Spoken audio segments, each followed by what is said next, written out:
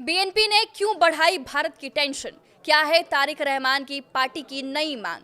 नमस्कार, आप देख रहे हैं न्यूज 18 का डिजिटल प्लेटफॉर्म और मैं हूं आपके साथ साक्षी झा।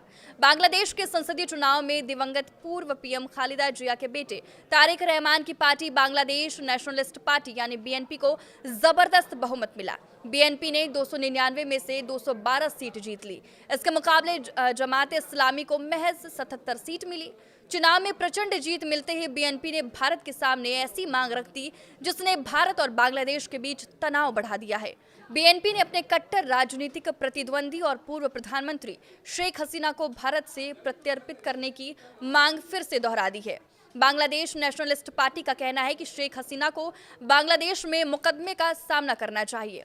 बीएनपी की जीत के बाद पार्टी की स्टैंडिंग कमेटी के सदस्य सलाहुद्दीन अहमद ने कहा कि उनकी पार्टी भारत से औपचारिक तौर पर शेख हसीना को ट्रायल के लिए बांग्लादेश भेजने का आग्रह करेगी। अहमद ने कहा कि उनकी पार्टी ये मांग करती रही है कि शेख हसीना को बांग्लादेश लाकर कानूनी कार्रवाई का सामना कराया जाए। बीएनपी का कहना है कि शेख हसीना का केस दोनों देशों के विदेश मंत्रालयों के बीच कानूनी प्रक्रिया के अनुसार तय होना चाहिए और भारत से इस मामले में सहयोग की उम्मीद है। बीएनपी की बांग्लादेश की सत्ता में वापसी के बाद भारत को उम्मीद है कि दोनों देशों के रिश्ते सुधरेंगे।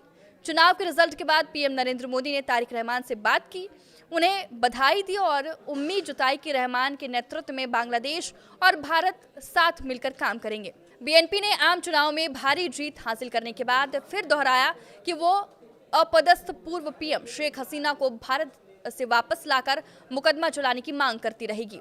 बीएनपी नेता सलाहुद्दीन अहमद ने कहा कि विदेश मंत्री पहले ही उनके प्रत्यर्पण का मामला उठा चुके हैं और उनकी पार्टी इसका समर्थन करती है। हम कानून के तहत लगातार उनकी वापसी की मांग करते रहेंगे। हमने केंद्र सरकार से अनुरोध किया है कि उन्हें बांग्लादेश भेजा जाए ताकि वो यहाँ मुकदमे का सामना करें। उन्होंने कहा कि बांग्लादेश भारत सहित सभी पड़ोसी देशों के साथ दोस्ताना संबंध चाहता है, पर सम्मान और बराबरी के आधार पर। बांग्लादेश की ओर से ये बयान आम चुनाव में बीएनपी की बड़ी जीत के बाद आया है।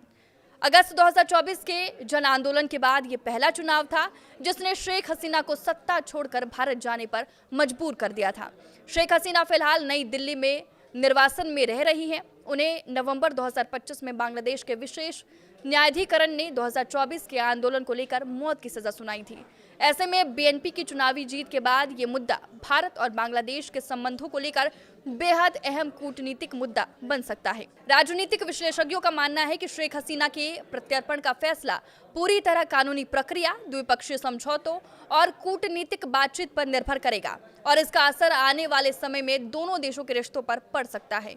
फिलहाल इस खबर में बस इतना ही। आप देखते रहे न्यूज 18।